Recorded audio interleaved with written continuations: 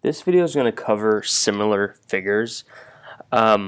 If you remember, or if you know from the proportions video we did, or proportions, we did some word problems. And with the word problems, we were working on proportions, comparing between, say for example, dollars to pesos, or if we bought five apples, how much it would cost versus if we had the same amount or a different amount, how many apples could we buy at the same rate. So one of the things with proportions and with figures we have to pay attention to is, and we have to know, is that the rate is always similar, meaning no matter what amount we're comparing, whether it's $5 or $20, it's what can we buy with the same rate between the two amounts. And so you have to kind of know that. And the way that it plays into shapes is what we call similar figures, meaning that, as you know, looking at number one, as this triangle grows at a rate of 2 or a multiple of 2, this triangle grows at a multiple of 2, so that they're always similar. So that's one thing. Another thing that with this, or with geometry, is you never want to assume anything.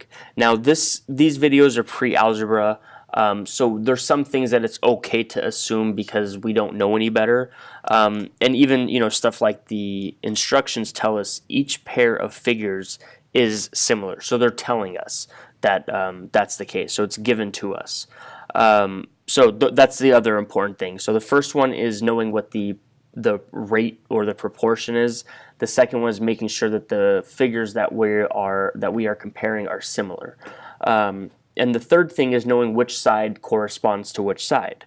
So we can look at number one, and I'll tell you that this side right here corresponds to this side of the triangle, and this side right here corresponds to this side of the triangle. So what we're going to do is create two fractions that are similar, so that we can compare this triangle with this triangle and find that value of x that we're looking for. So what we're going to do is we're going to set up, let me clear all these out. What we want to start to do is create our ratios. So one thing you can do is, this side over this side equals this side over this side. Another thing that we can do is say this side over this side equals this side over this side. So let's do one of the methods. I'll do 12 over 20 equals, the side that corresponds to the 12 is a 3, so I'm going to put that on top as well, over the side that corresponds to the 20 is the x, which is what we're looking for. So now that we have our fractions set up, we're just going to do cross multiplication. So we'll do 12 times x, which gives us 12x, equals 3 times 20, which gives us 60.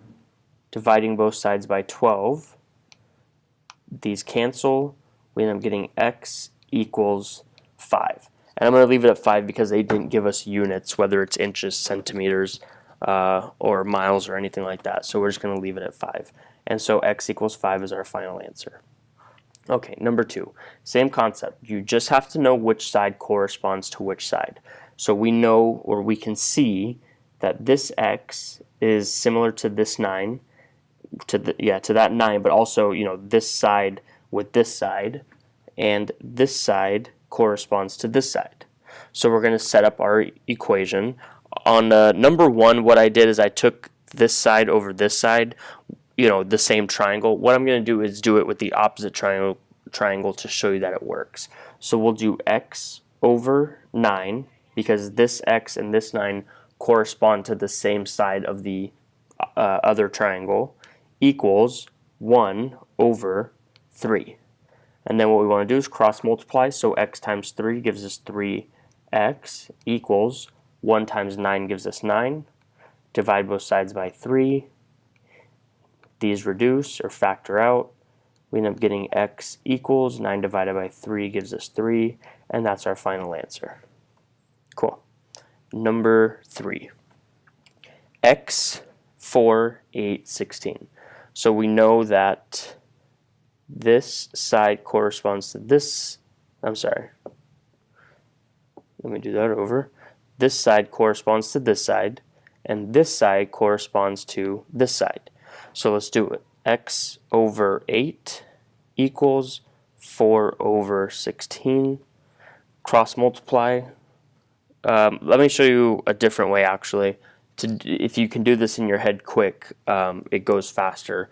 We know that this fraction and this fraction are similar. So what we want to do is think, okay, how do we go from 16 to 4? If we divide by 4, we end up getting 4. So 16 divided by 4 gives us 4. So we have to do the same rate.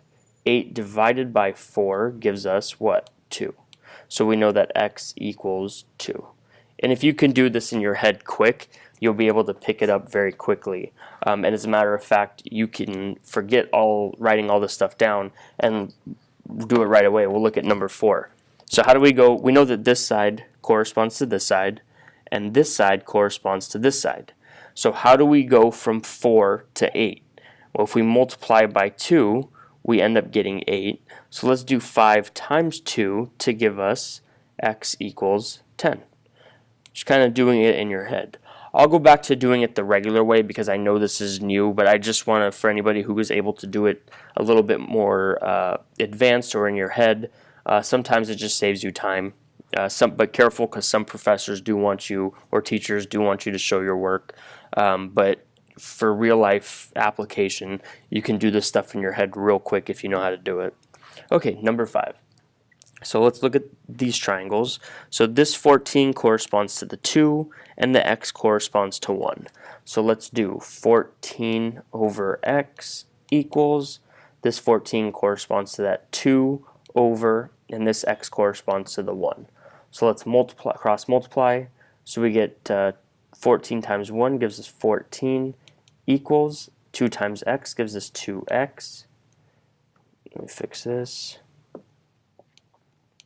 Divide both sides by 2. 14 divided by 2 gives us 7 equals, these reduce, and we get x left over, so x equals 7. Number 6.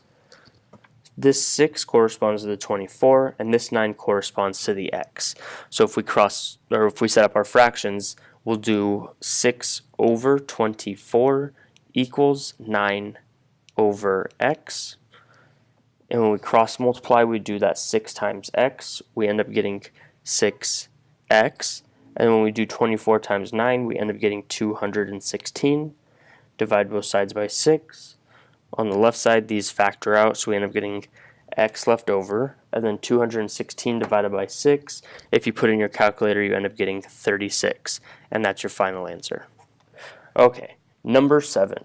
Now, if you notice on 7, the triangles are a little bit off, meaning they're a little bit, they're not as the other ones were, where their shapes are already set to look similar. Number 7, we kind of have to look at it and try to figure out which one's similar.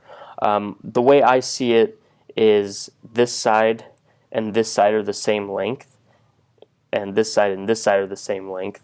So I'm going to assume 9 and 99 are similar sides or corresponding sides, and that 10 and the x are corresponding sides. So let's do 9 over 99 equals 10 over x. Cross multiply, we end up getting 9 times x is 9x equals 10 times 99 gives us 990. When we divide both sides by 9, these cancel. We end up getting x equals 990 divided by 9 is 110. 110 is our final answer. Number 8. So looking at this, we want to try and figure out which sides correspond to which sides. So I am going to look at this and say this side corresponds to this side, and this side corresponds to this side, which I'll do in a different color, which means this side corresponds to this side. So when we set up our fractions, we'll do this blue side, which is 10 over this blue side, which is 100, equals 10 over x. Cross multiply, well, 10 times x is 10x equals 10 times 100 is 1000. Divide both sides by 10, divide both sides by 10. We get x equals 1000 divided by 10 is 100. Looking back, and that's our final answer. Looking back on it now, I should have just seen this. Because these fractions are equal to each other, if the top is 10 and the bottom is 100 on this one, the bottom has to be 100 on that one. So x is 100 right away. So I should have seen that. So, but anyway, so we end up getting x is 100 on that. I'm going to skip the next couple. I want to go to some of these otter shapes. The rest are triangles, and I've done a couple on those. So you should be okay with doing those ones. It's just trying to figure out, which side corresponds to which side. I think that's the hardest part, but it's pretty straightforward once you do it a couple times. And what we want to do is, again, figure out which side corresponds to which side. So looking at this shape, we can see, a distinct side. This one and this one are corresponding, and this one right here we can see can correspond to this. So we want to find this x. So similar to the triangles that we were doing before, it's just setting up a fraction and making sure the sides are corresponding. So with this smaller quadrilateral here, we can do that 14 over 3 equals, and this 14 right here corresponds to this 56 divided by, and that 3 corresponds to that x, which we're looking for. So when we cross multiply, we end up getting 14x equals, and when we do 56 times 3, we get 168. Divide both sides by 14 to get that x by itself, and we end up getting x on that side. And when we do 168 divided by 14, we end up getting 12 as our final answer. Number 14, and this will be the last one because let me jump down to 17 because I think I just want to get as many different shapes as possible. So let me do 17. So looking at this, we can see that this side and this side are corresponding, and this side and this side are corresponding. But we want to make sure we include this x in our final equation so we can answer the question, what's x? So let's set up the equation so that we use this x here. So let's say x over the corresponding side to that x is this 90, x over 90 equals, and then you can pick any side. I'm going to do 9 over 90, and I'll tell you why in a minute. So we'll do 9 over 90, and the reason I did that is so the bottom, or the denominators, are both the same. So if the bottoms are the same, the tops have to be the same. So if this is 90 and this is 90, and this is x and this is 9, then x has to equal 9. And that's our final answer for number 17. All right, I'm going to jump down to 20 because it's a little bit different, but I think it'll kind of make sense once we finish. So this is the smaller side of this rectangle, and this is the smaller side of this rectangle, and this is the longest side of this rectangle, and this is the longest side of this rectangle. So that's how we're going to set up our proportions. So we'll do 40 over x, 5 over 7. Cross multiply, we get 40 times 7 is 280 equals 5 times x is 5x. Divide both sides by 5 to get that x by itself. Those cancel. 280 divided by 5 ends up becoming 1 and 6, 16 equals x. And that's our final for number 20. Our final answer for number 20. And I think, let me see if there's, I'm sorry, I meant to put 56. I don't know why I put 16. I meant to put 56. Okay, and I think the rest of these I kind of went over, so I don't want to make this video too redundant.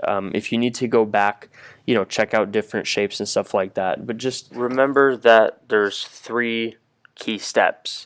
One is making sure that the figures are similar, and usually in the beginning they'll tell you in the instructions, hey, these shapes are similar or these figures are similar. So there's step 1. Step 2 is knowing which sides correspond to which sides. For something like rectangles, the shortest side corresponds to the shortest side on the other one, and the longest side corresponds to the longest side on the other one. so that's the second step. And the third one is just making sure you set up the proportions so they're proportional. Making sure one corresponding side is equivalent to the other corresponding side, and then just solving for x.